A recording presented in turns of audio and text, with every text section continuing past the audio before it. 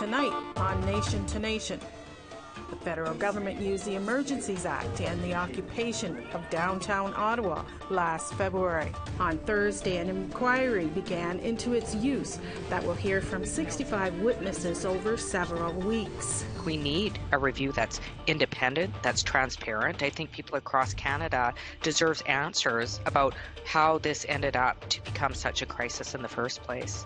Justice Minister David Lametti hosted a meeting Wednesday between his provincial and territorial counterparts and Indigenous organizations. But the Native Women's Association of Canada wasn't invited. Its president called it a slap in the face. Let's talk to the minister. I want to know the reasons why, and we'll take it from there. And Pamela Hart delivered a 25-pound document to the Prime Minister's office last week. Inside, pictures of stories of thousands of missing and murdered Indigenous women and girls. Each woman truly deserved a cover page, and each woman's story still deserves to be heard and spoken about. Ani Bojo, I'm Annette Francis, and welcome to Nation. Last winter's Ottawa occupation by the Freedom Convoy will be making headlines once again. An inquiry started today to examine the federal government's use of the Emergencies Act to end the occupation. It will hear from 65 witnesses over the next several weeks. This follows a parliamentary committee that reviewed the same issue this past spring. NDP MP Leah Gazan was very outspoken about the Emergencies Act last February, calling it a failure of leadership. As the inquiry gets started, Ms. Gazan is here to revisit the issue. Welcome to Nation, Ms. Gazan. Thank you so much for having me. So you were quite critical of the occupation itself last February. You said not only was it a failure of leadership, but also called it the rise of a new kind of right-wing populism. What have you seen happen since you said that? Well, I think it's important just starting out to say, as I said during that time, we should have never been there. This happened under the current government's watch. This happened under the watchful eye of police who allowed this illegal occupation, this lawless occupation, to get out of control. Now we are currently reviewing the use of the Emergency Act, and I think we need a review that's independent, that's transparent. I think people across Canada deserve answers about how this ended up to become such a crisis in the first place. What do you expect this inquiry can examine that a parliamentary committee could not? Well, I think the use of the Emergency Act is pretty significant. I think it does require an independent inquiry, like I said, transparent inquiries. I'm hoping that the government really respects that and doesn't use, for example, cabinet confidentiality or prevent some of the truths of the reason why we got here to get the information we need to really understand why we got here. So I do think that it needs to be independent. I don't think it's something that could be dealt with in a regular committee, and I think people across Canada deserve answers. The witness list has police, politicians, Ottawa residents, and convoy organizers. Will this be enough to determine whether the Emergencies Act was used appropriately? Well, certainly I think we need to get to the bottom of it. I think it's an extensive list. 65 witnesses is quite extensive. And, Canadians, people across Canada deserve answers. And hopefully we'll get some of these answers in the inquiry. I think the onus is on the government to be transparent, to make sure that this is independent, so that we really can get to the bottom of this. What are your expectations when the witnesses are heard and the inquiry's commissioners write their report some months from now? Well, again, I think saying that it needs to be independent, I think that it needs to be independent. But I do think there were things leading up, certainly things that were brought to light in the public, certainly in the media, We saw it in plain sight on the news every night. We saw journalists, for example, being harassed. We saw people, diverse gendered people, being just totally harassed during the convoy. People with disabilities, particularly autism, having to deal with sonic torture. People afraid to leave their house. I'm sure some of that will come out during the inquiry. And I know for myself, I was in Ottawa during that time, and this was not a peaceful protest. This was complete lawlessness. Having to walk to work every day through the illegal occupation. This was not peaceful in any regard, and we need answers to how it ended up getting this out of hand. The NDP did support the government's use of the Emergencies Act. In hindsight, was that a right decision? Well, look, I don't think we should have got there in the first place. I think it got to a point where, particularly Ottawa residents wanted their lives back. The city was completely taken over, over a span of several weeks. And again, I will go back to what I said at the time. We should have never been at this position. We should have never been in the place where we even had to make this decision. And I'm hoping that the inquiry will get to the bottom of this. So just to change topics, it is the 30th anniversary of Women in Canadian History Month. What should be done so that Indigenous women are more widely celebrated? Well, certainly Indigenous women are taking our roles in leadership in all different areas. But, we're on the front lines of all things, particularly in Canada right now. We are on the front lines of fighting against the climate emergency. People like myself have entered politics. Women are leading doctors in the province of Manitoba. In fact, where I reside, it's a woman. Dr. Anderson, who is a leading doctor in Manitoba. We are to be celebrated. We are making contributions on a daily, and we have changed the narrative on multiple fronts in multiple disciplines, and we need to be lifted up. You mentioned Dr. Anderson. Are there other Indigenous women in particular you think that history has overlooked? Well, I can't forget, leaders and heroes of our time, folks like, Ellen Gabriel, for example, folks like Judy De Silva, who was on the front lines and continues to be on the front lines of Grassy Narrows. We have heroes from across the country, Cindy Blackstock, all of these heroes right in front of us, and we need to lift all women up, and certainly women that have changed the political narrative in this country. Miigwech, thank you, Ms. Gazan. Thank you so much for having me. Take care. After the break, we'll speak to Native Women's Association of Canada President Carol McBride and why she feels she's been slapped in the face by the federal government.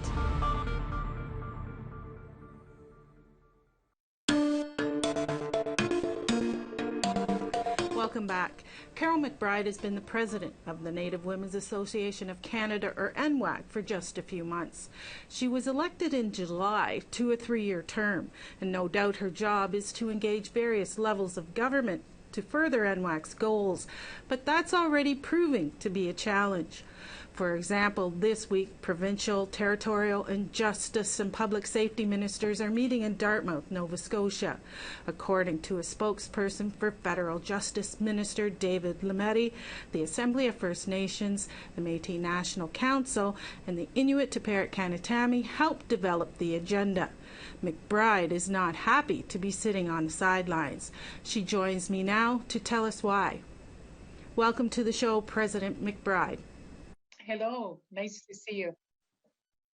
You've called not being invited to this meeting a slap in the face. Why is that? Well, first of all, I really feel that NWAC has done a lot regarding the calls for justice, and we have a lot to bring to the table. We have a lot of information. We've done quite a bit, and I think that they will be missing the opportunity to get that information from us. I think we would be an asset to that table, definitely, on the experiences that we've had in the last few years. Have they given you any reason why you've not been invited? Well, what I'm going to do is that I am still waiting on a call from the minister. From what I understand, there could be a discussion with the minister in regards to, I guess, the other meetings or whatever. But for now, I'm just going to leave it as it is. Let this meeting take place first, and then let's talk to the minister. I want to know the reasons why, and we'll take it from there. But if you had a seat at the table when Indigenous leaders meet with the ministers, when they met with the ministers yesterday, what would be the number one thing you would want to discuss with them?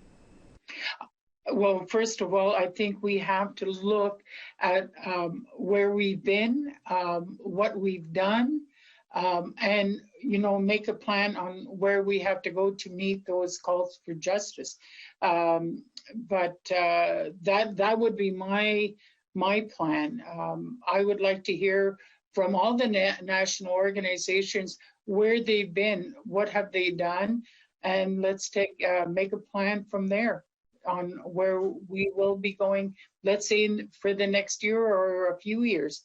But definitely have to pick up the speed on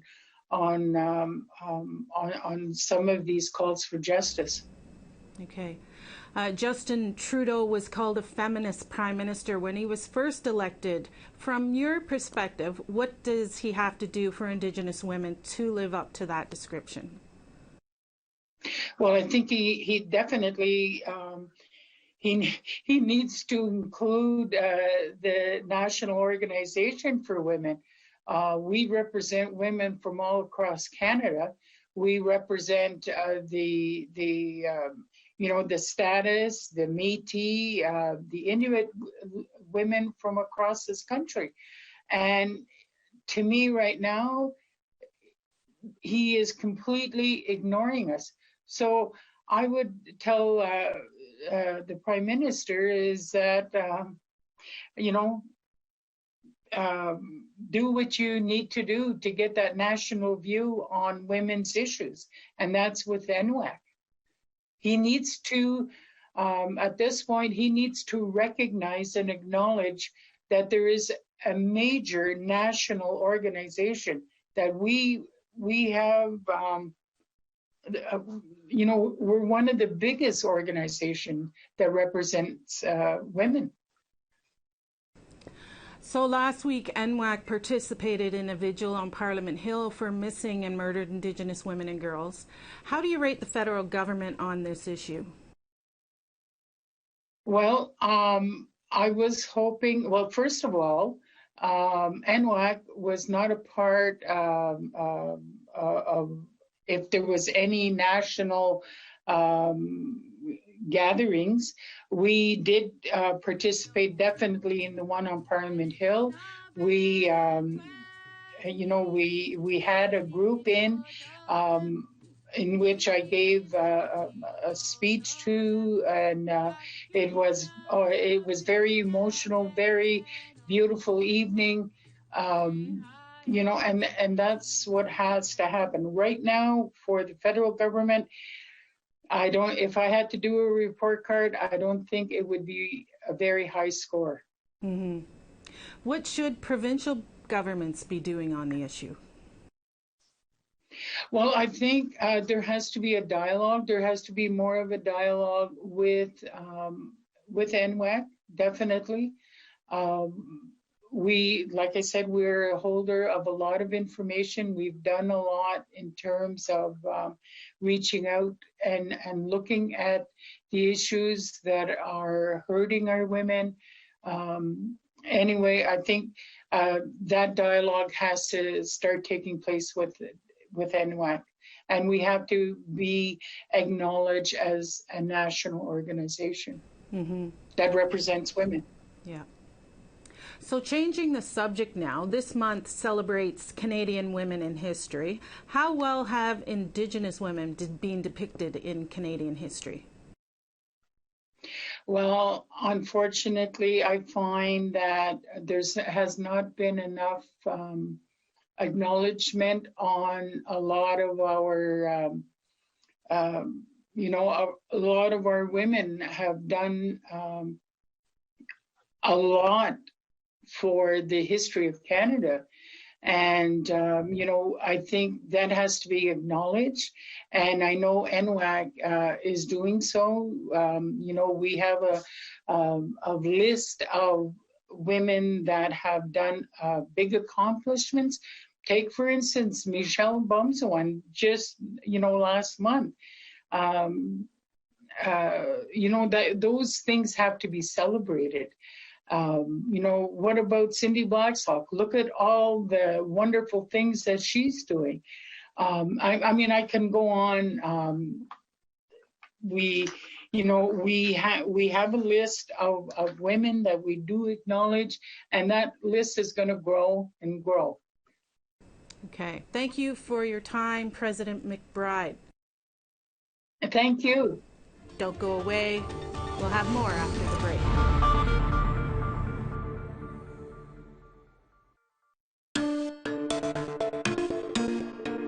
Welcome back.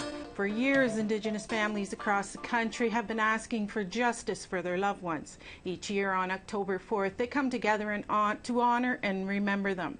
This year was no different. What is different is a growing number of women and girls added to the list from the previous years. The Native Women's Resource Centre of Toronto has created a 4,000-page project to commemorate their stories. We're joined now by Pamela Hart, the Executive Director, to talk about the project and what it means. Welcome, Pamela Hart. Hi, thank you so much for having me. Can you explain exactly what the 4,000 cover stories is? Yeah, so the project was created, exactly as you said, to commemorate the lives of Indigenous women who have been taken from their loved ones. We filled a mock newspaper with over 4,000 cover stories of each woman who has been missing or murdered. And we wanted to highlight that each woman deserved a cover story and that they deserved that space and recognition of their story and their journey and their case. And so it really stemmed from the ongoing issue of genocide and inaction towards the calls for justice and the day-to-day harm that Indigenous women still face. And so leading up to our Sisters in Spirit Vigil, which was back in person for the first time after a couple of years, we really wanted to raise the awareness, honor the families, honor the women, and bring deeper action towards the calls of justice to the MMIWG inquiry report. So what did it take to put all those stories together? And is there one in particular that you could tell us about? Well, we worked with the team from Forsman and Bodenfors who approached us to try and they wanted to work with the community and help raise awareness on MMIWG. And so it took several months to pull the stories and create each cover story. And I would say, that I don't think that there was one story that stood out because each woman truly deserved a cover page and each woman's story still deserves to be heard and spoken about. And each woman, we all grieve each time we read a story, each time we learn about another Indigenous woman who is missing and murdered. And each family really deserves that space and that space to talk and that space to grieve and that space to honor about their loved one who has been taken from them way too early. And so when we created the paper, the stories, while all each very unique and difficult to read and review in themselves, Together, we wanted to demonstrate the magnitude of the grief and the harm caused on the community and Indigenous women. And if you see the size of the paper, which is approximately 25 pounds, I think it really demonstrates the impact that this carries for our community. And so one story doesn't stand out, but rather, if you see the magnitude of the paper, you see that every woman counts, and that's sort of the weight that the community is carrying still to this day. And so we really wanted to draw attention to that, to demand further action and have everyone across Turtle Island sort of demand action. And they can go to the website to create, to scan a QR code, and they can draft a letter to a local MP and or Prime Minister Trudeau. And so on October 3rd, you displayed those stories on the front lawn of Queen's Park in Toronto. Why did you do that? And did you get a response from any of the provincial leaders? We went to Queen's Park because throughout the paper you can scan QR codes to the MPs. We did not get any response, but we wanted to demonstrate, on that plot of land in the city of Toronto, the significance of this work and the work that Native Women's continues to do. We didn't get a response. We also dropped a copy off to Trudeau and Ottawa, and we still await a response. The paper obviously has to go through some security, and we follow the proper measures and protocols for that, but we hope that we will hear back from all of them. Is there one particular action that you see that could be taken now, like immediately, that would help? I think what action I would like to see is someone in our leadership in the provincial, federal, and municipal levels stand up and create something that is specifically to respond to the calls to justice. I think there needs to be an Indigenous accountability table that oversees the calls to justice, the actions, and give a yearly report card. I think that accountability from the community needs to happen, and that the systems and the governments need to create that space for us to sit together and talk about this and make sure that the community has the right channels to hold them accountable to the calls to justice. Why do you feel it is taking so long to see action? Unfortunately, I think that there is a unspoken level of devalue towards Indigenous women. I think, unfortunately, we continue to ignore the realities of their existence. And I think that with this is a continuation of that misunderstanding and that continuation of inaction towards serving Indigenous women. I think if we look at our community, we know that Indigenous women are sacred, they're life givers, and there's so much more.